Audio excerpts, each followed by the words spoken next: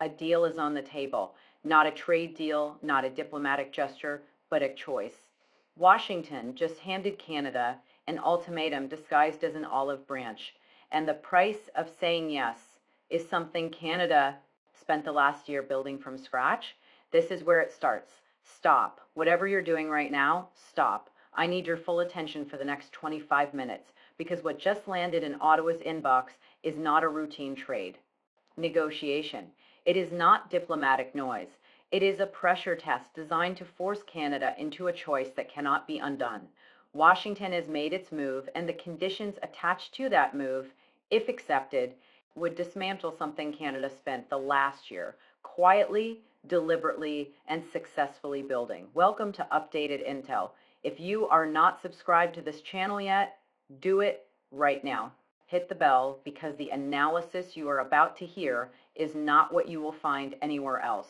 This story is not over, it is just beginning. Let's go. Here is what actually happened.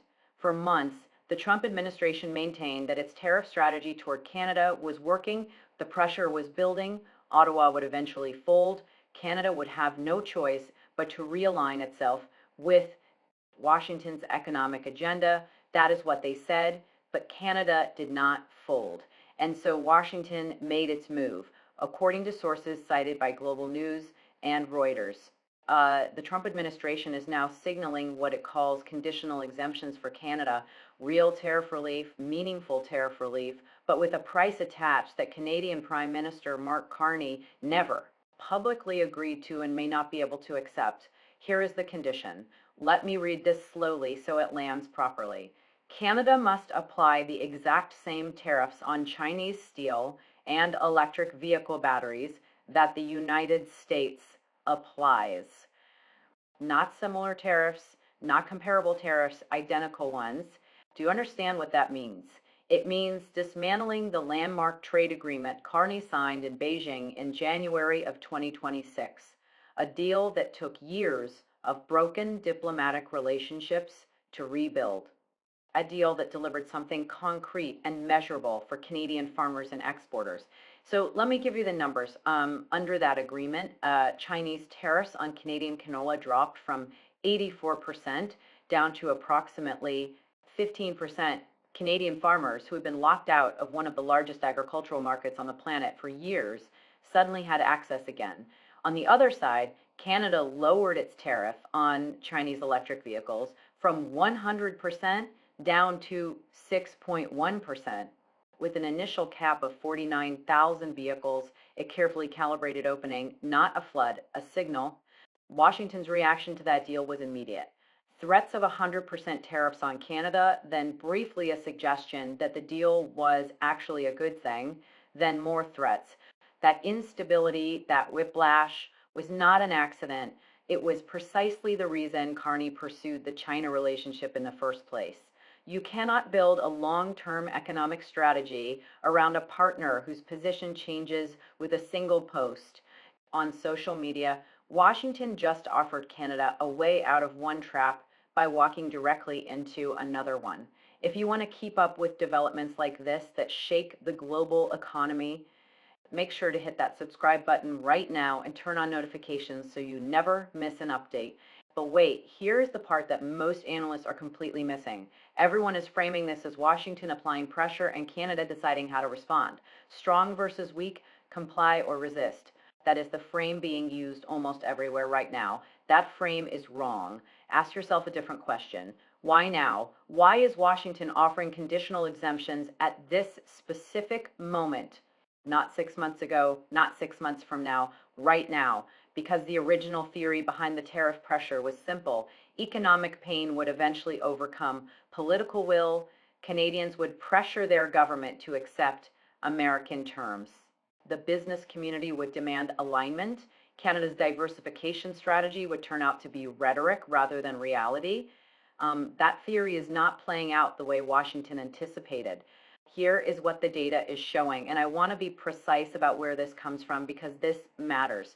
According to statements made by the Canadian government, figures that require independent verification before treating as settled fact. Foreign direct investment into Canada is running at its highest level in nearly 2 decades on a per capita basis, roughly twice the rate of Canada's nearest G7 competitor. There have been more than 20 economic and security partnerships signed across 5 continents in under a year. Now, I am not presenting those numbers as confirmed ground truth. They come from Ottawa. They need cross checking against Statistics Canada and independent economic sources. But here is what those numbers suggest if they hold up. The global business community is not treating Canada as an economy under stress. It is treating Canada as an economy with strategic value and long term stability. That is a problem for Washington's leverage calculation. Every month that passes, with investment flowing in, with trade agreements accumulating, with Canadian exports to non American markets rising, the tariff threat loses a fraction of its power, not eliminated. The tariffs are still causing real pain for real workers in steel, aluminum, and automotive sectors. That is not in dispute. But the existential pressure the tariff strategy was supposed to generate, the kind of pressure that breaks political will, is being absorbed more successfully than Washington expected. And now think about a farmer in Saskatchewan, someone who spent years locked out of Chinese agricultural markets, who finally in early 2026 saw those doors open, who is now watching Washington demand that Ottawa slam them shut again. That is not an abstraction. That is someone's livelihood sitting in the middle of a geopolitical chess match they never asked to be part of. The conditional exemption offer. Is Washington trying to reset the clock before Canada's alternative architecture becomes too established to dismantle? The timing is not coincidental. It never is. Here's what nobody is actually talking about. Every conversation around this story is focused on the bilateral Washington versus Ottawa, tariffs versus trade deals, Carney versus Trump. Two players on a board. But there's a third player sitting at this table, and almost no one is analyzing what this moment looks like from Beijing. Let me show you why that matters enormously. When Carney flew to Beijing in January of 2026 and signed that agreement, it was not just an economic transaction. It was a signal, a very deliberate, very public signal to every country watching, and many countries were watching, that a G7 nation could independently negotiate with China without first asking Washington for permission. That is a bigger deal than the canola numbers. That is a bigger deal than the electric vehicle tariff percentages for Beijing. That agreement represented something it has been trying to demonstrate for years, that Western unity on China policy is not as ironclad as it appears, that individual nations, when facing real economic pressure, will make decisions based on their own interests rather than collective alignment. Now, here is where it gets genuinely complicated. If Canada is forced to abandon that agreement under American pressure, if Ottawa walks back the Beijing deal because Washington demanded it, Beijing gets a narrative, a powerful one that says, look at what happened. Canada tried to exercise independent judgment. Washington punished them until they reversed course. This is what alignment with the West actually costs you. That narrative does not stay in Canada, it travels. It reaches capitals in Southeast Asia, in Africa, in Latin America, where governments are making their own calculations about how closely to align with Washington versus maintaining economic relationships with Beijing. On the other hand, and this is the scenario that makes Washington genuinely uncomfortable, if Canada holds firm and the diversification strategy continues producing results. Beijing has a different kind of demonstration, a living proof of concept that a Western allied nation can pursue independent economic relationships with China and survive the pressure.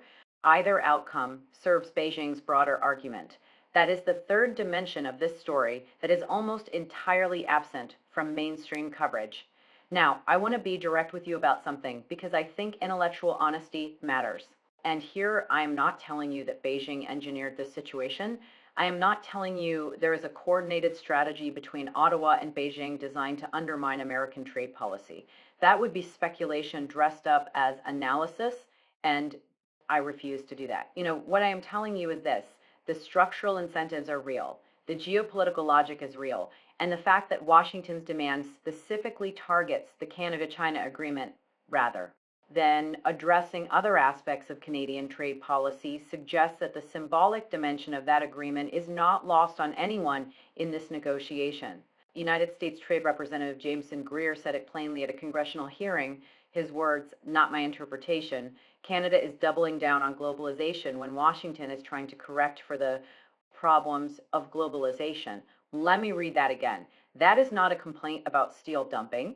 That is not a concern about supply chain security. That is a statement about two fundamentally incompatible visions of how the global economy should be organized, and Canada is sitting at the exact intersection of those two visions right now, today. That is what this offer is really about. And now, here is the part that kept me up at night. Because just when you think you understand the shape of this problem, there is a layer underneath it that makes everything more complicated, more unstable, more consequential. So let me walk you through the timeline slowly, because this sequence matters. January of 2026, Carney lands in Beijing. The agreement is signed, canola tariffs drop, electric vehicle tariffs drop, years of broken diplomatic relations rebuilt in a single trip. Washington's response arrives almost immediately: threats of 100% tariffs on Canada if the deal proceeds. And then within days, a suggestion from Trump that the deal is actually a good thing. And then the threats return in 11 days, three completely contradictory positions. Now hold that image in your mind.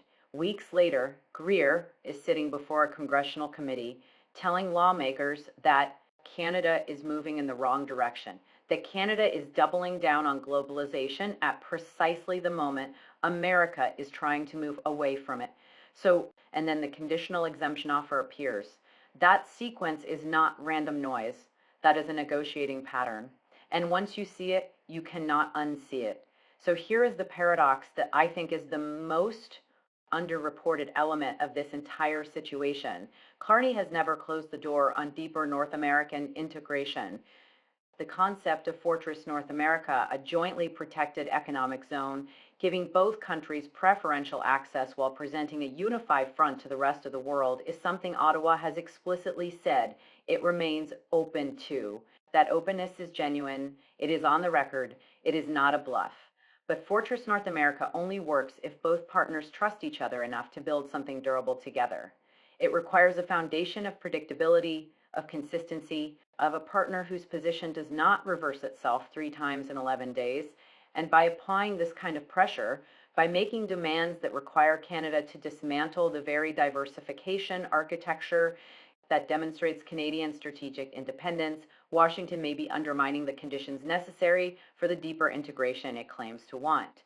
If you find this deep dive analysis valuable and want to stay informed on global trade, shifts, subscribe to the channel now and click the notification bell. That is not a small irony. That is a structural contradiction at the heart of American trade strategy toward Canada right now. And the people paying the price for that contradiction are not sitting in Washington or Ottawa. They are the auto worker in Windsor, Ontario, whose plant runs on cross-border supply chains that tariffs are actively disrupting. They are the steel worker in Hamilton, watching margins compress. They are the consumer on both sides of that border, paying more for goods that were cheaper 12 months ago.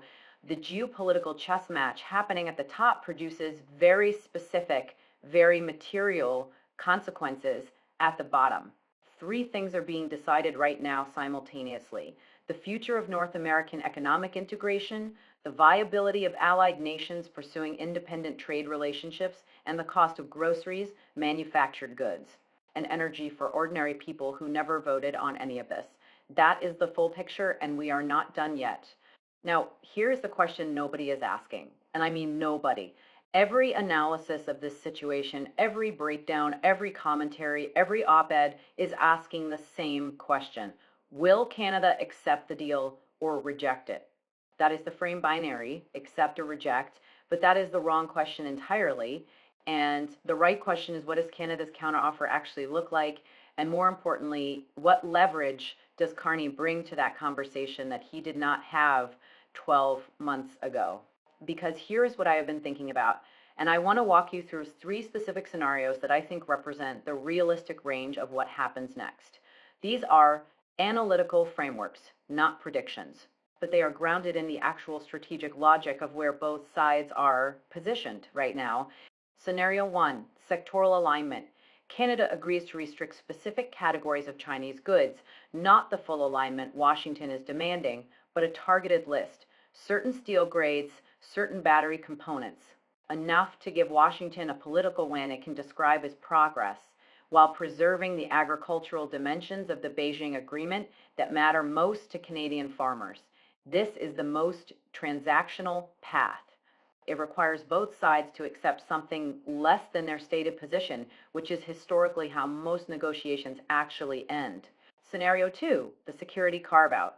Canada proposes a formal separation between security cooperation and trade policy, deep alignment with Washington on defense, intelligence sharing, critical minerals, and technology, but explicit autonomy on commercial trade relationships. This is a more structurally ambitious counter. It asks Washington to accept a distinction that the current administration has shown little appetite for accepting. But it is also the counter that several of Canada's other allies, particularly in Europe, might quietly support because it creates a template they themselves might want to use. Scenario three, the multilateral shield. Canada does not respond to Washington bilaterally at all. Instead, Ottawa works to bring other G7 partners into the conversation, framing this not as a Canada-America dispute, but as a question about the rules governing how allied nations manage their individual trade relationships. This is the longest play, the most complex, and the one that carries the highest risk of Washington simply escalating rather than engaging. I've spent days sitting with these three scenarios, running the logic forward, trying to find the path that preserves the most while conceding the least. And here's what keeps coming back to me. The answer depends almost entirely on one variable that no analyst can accurately measure from the outside. How much political will exists inside Canada to absorb continued economic pain while the long game plays out? Diversification strategies are easy to announce. They are hard to sustain when workers are losing shifts and businesses are losing contracts in the short term. That is the human dimension underneath all of this geopolitical architecture. And it is the dimension that will ultimately determine which scenario becomes reality. Here is why this matters to you. Even if you do not live in Canada, even if you do not live in the United States, even if trade policy feels like something that happens in rooms you will never enter, decided by people you will never meet, what is being tested right now in this negotiation is not just Canada's trade relationship with two major powers. It is a question about the fundamental architecture of how the global economy organizes itself in the decade ahead. Two models are competing for dominance right now. Model one, hard block alignment. You choose a side and you adopt that side's trade policies. You subordinate your independent economic relationships to the collective strategic priorities of your alliance. The benefit is protection, the cost is sovereignty. Model two, sovereign diversification. You maintain relationships with multiple partners. Simultaneously, you make decisions based on your own national interests, and you accept that this creates friction with powerful allies. The benefit is independence, the cost is exposure. So for decades, the assumption was that these two models could coexist, that allied nations could maintain security alignment with Washington while pursuing independent commercial relationships elsewhere. And that assumption is now being directly challenged. And here are the three things that are genuinely at stake in the outcome. First, whether smaller and mid-sized economies can maintain meaningful economic sovereignty in a world increasingly organized around great power competition. Second, whether the Western alliance system remains a framework for mutual benefit or becomes a framework for enforcing conformity. And third, whether the rules that govern international trade, built painstakingly over decades, survive this period of pressure intact or emerge fundamentally restructured. Canada is not a small country making a small decision. Canada is a test case right now in real time, and the result will echo far beyond Ottawa. So, where does this end? I am going to give you three scenarios, not because I have a crystal ball, but because the honest answer to that question is that nobody, not in Washington, not in Ottawa, not in Beijing, knows exactly how this resolves. And anyone telling you otherwise is selling you certainty they do not have. Don't miss out on the rest of this breakdown. Make sure to subscribe to updated intel and turn on all notifications to follow this story as it unfolds. Scenario one, the fold. Canada accepts a modified version of Washington's conditions. The Beijing agreement is quietly restructured. Tariff relief arrives. The immediate economic pain for Canadian workers in steel and automotive eases, but every partner Canada spent the last year courting on 5 continents reads that outcome as a signal, a very clear signal that when Washington applies sufficient pressure, Ottawa moves. What that does to Canada's credibility as an independent economic actor, that is a cost that does not show up in any quarterly report. Scenario two, the counter-carney comes back to Washington with a proposal that preserves the core of the Beijing agreement while offering targeted concessions in specific sectors. Washington accepts, rejects, or escalates. This is the most likely path, and it is also the most unpredictable one because it depends entirely on whether the current administration values a partial win over holding out for complete alignment. Scenario three, the long game. Canada refuses to dismantle what it has built, absorbs the continued pain, keeps building the alternative architecture, and bets that 12 months from now, the leverage calculation looks different. This is the highest risk path and the highest potential reward, but it requires something that geopolitical strategy cannot manufacture. It requires patience from ordinary people who are paying real prices right now for a long-term bet they were never explicitly asked to make. Here's the question I want to leave with you.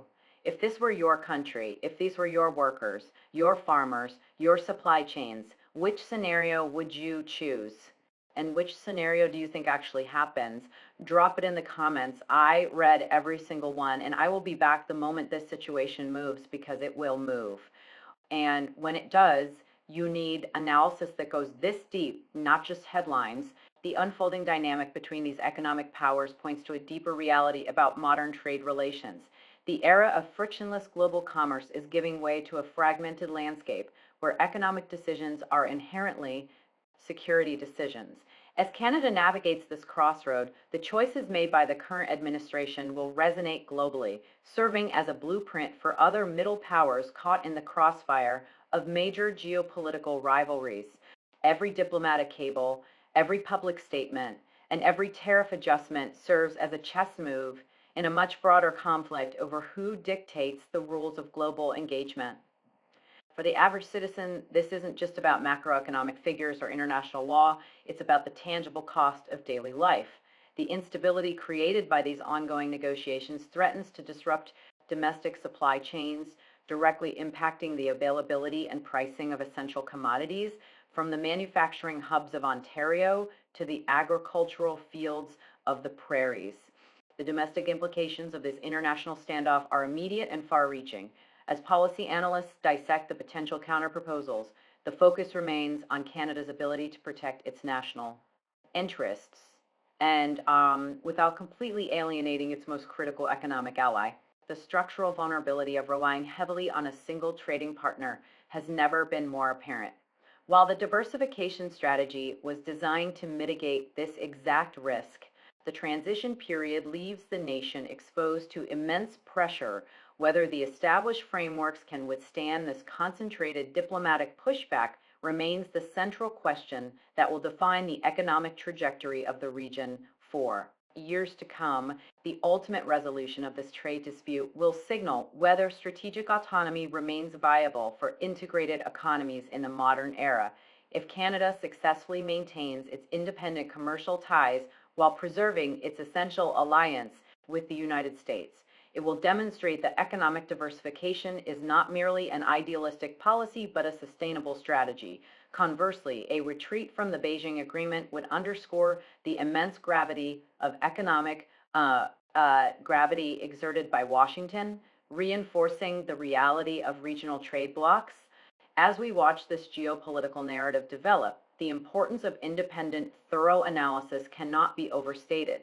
The complexities of international trade agreements require looking past immediate political rhetoric to examine the long-term structural incentives driving each nation's behavior. The decisions finalized in the coming weeks will reshape supply chains, alter diplomatic alliances, and set a precedent for international commerce that will endure long after the current political cycle. Thank you for analyzing this critical shift with us. This is Updated Intel signing off. Subscribe, hit the bell, and share this with someone who thinks trade policy is boring. It is not boring anymore.